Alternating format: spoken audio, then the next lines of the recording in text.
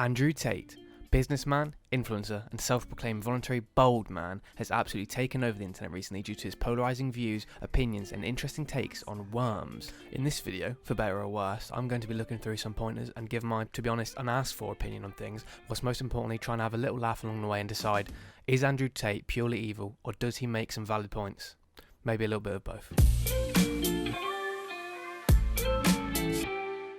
Now, admittedly, when I hear the name Andy Tate, I of course usually think of this man. God bless him. And whilst I'm sure he has made some controversial points on whether Moisey got the job on a technicality or not, just don't care anymore. Don't care. I think he pales in comparison to the Andrew Tate this video is about. Now, Tate has shaped a lot of talking points recently on the internet. No, not MUFC Andy, unfortunately, although I really wish it was. With his views on wealth, politics, the demasculation of men, and the female gender as a whole. Now, I'm not here to lose my mind and do things like this. And I'm not here to brainwash anyone and convince people that Andrew Tate is a good person. You won't see a Hustlers University invite from me. So, let's have a look at a few of his most viral clips and see what all the fuss is about. Doing today? Oh, I have to go to work today. Oh, that sounds fun. Meh. I don't believe in depression. Strong start. Don't message me about depression because I don't believe in it. If you're asleep in your bed in the middle of the night and you hear a noise and you believe in ghosts, now you're afraid.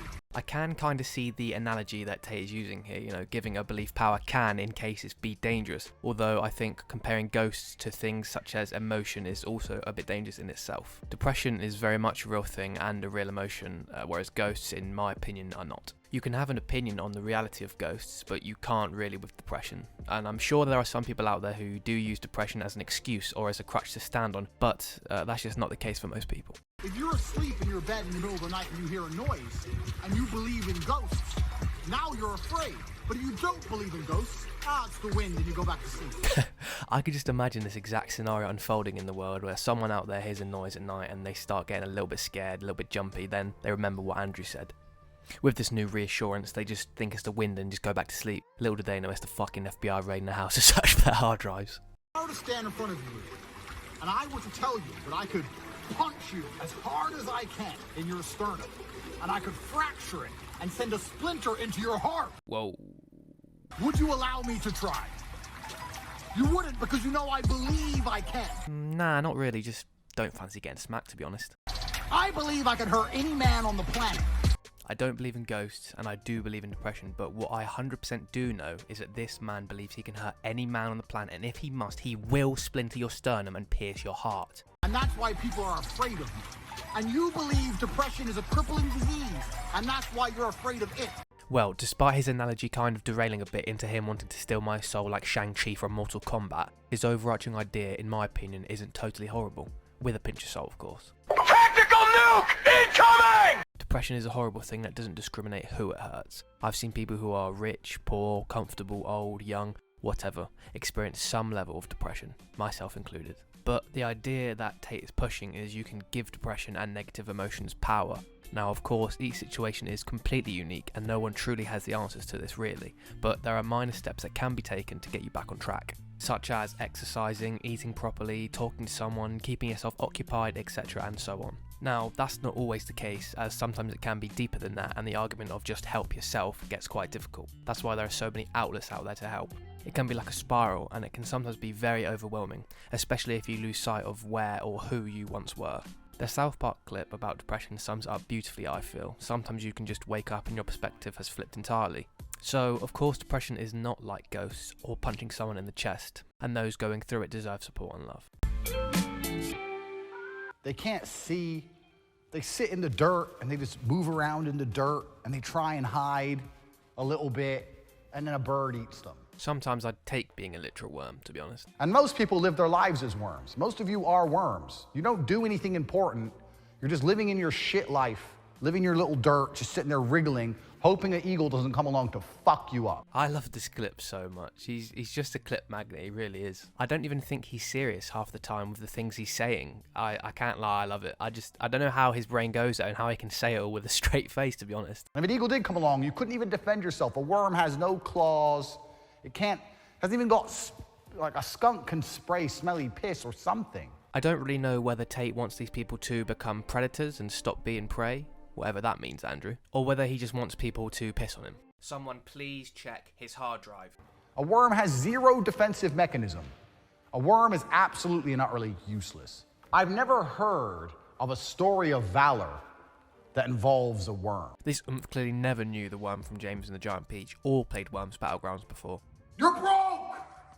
You're fucking poor! I walked into a fucking coffee shop in Germany. I was like, bro, latte. He goes, you need a mask. I said, there's only you and me in here. Are you scared of COVID? He goes, no, but it's the rules. Just imagine you're a barista. It's 4 PM, you've been on shift for several hours. It's been a long, long day, so you're tired as hell. Then, in the corner of your eye, you see Andrew Tate's bald head storm into the coffee shop. That's honestly my worst nightmare. Said, have Germans not yet learned about blindly complying with governments? Have you read a history book? Oh, I said, there's no police here. Stop shitting yourself. What are you afraid of? He's just trying not to get fired, Andrew, mate. But you're such a fucking coward. Make my coffee. No wonder you're a barista, you pussy.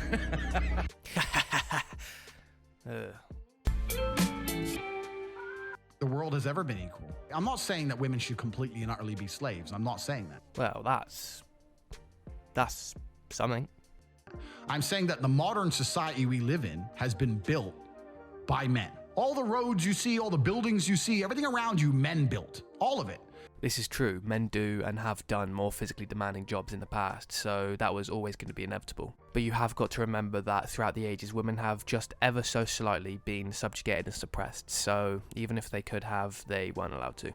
When women come along and say, oh, we're just as important, you are just as important, but you had a completely different role. You fulfilled a different role in society. And I think now, if you look at the roles of society, I believe men are still doing their job, but I don't know if women are doing their job. Women's job always was procreation, to look after the family and to look after the man. That's all that they had to do. Again, historically this is true, but that doesn't mean that has to continue to be the case in every single instance. And I think that's the point that some females make against Andrew Tate's takes. If you're a female and you agree with him, that's absolutely fine. There's nothing wrong with being a traditional wife. But I see no problem and hate in women wanting to do more. And the man would go out there and risk his life and spend his time building the modern world. Men are still out here building the modern world. But when they come home now, the girl's like, oh, why should I cook for you? I think women are failing in their role. I think women are failing. If you want to be a hard-working man with a stay-at-home wife, that's fine. If you want to be a hard-working woman and have a stay-at-home husband, that's also fine. But if you're a hard-working man who wants a stay-at-home wife, but are with a hard-working woman, that's when your ideals don't line up and probably won't work. Some guy like me comes up and gets in the way, she's gonna choose me over you. Truthfully, this is where most of the problems stem from, in my opinion. The absolute weapons who take Andrew Tate clips like complete gospel. The clones and acolytes who follow his every move. It's like giving an unstable psychopath a gun. You're giving some edgy, often pretty wild views to a bunch of incels and idiots. Terrible shit is always gonna follow. Andrew says, for example, women are all faithless and they're all evil. The average person will hear this and either completely disregard it or loosely take in the information they've heard. But you get the people who bleed fucking aviator shades and a clean-shaven head who just take it way too far. There was way more I wanted to cover in this video, but this has already taken me long enough to make. Maybe I'll make another video at some point on the copy and pasted clones, the weird angry responses I've seen, and comment on some more Andrew Tate X GTA funny clips. We'll see. Overall, Andrew Tate has said some pretty dumb shit and has caused such a cultural uproar. But for every Sam Smith, there's bound to be an Andrew Tate in this world. It's like yin and yang, really. Everything is very extreme at the moment, and all the normal based people, us, are just watching the shit show unfold. So is Andrew Tate inherently just pure evil? No, I personally don't think so, despite all the things I've said in this video. He has some fine messages, even if they often come across quite poorly. If you've watched him and in turn have started going to the gym maybe, or improved your own mindset, received some remnants of positivity from his videos, then that's really great. I would just say that have your own opinions, use your own mind. It's okay to agree with some things he's saying and disagree with others. A lot of the things that he says that I've personally seen are pretty fucked up, and I think the risk of someone insane following his words down to an absolute T is quite scary. Andrew is also clearly an aware individual, but people that watch him might necessarily not be. I'm also someone who doesn't get offended easily and is not really targeted by his most controversial points. But not. Well, it's not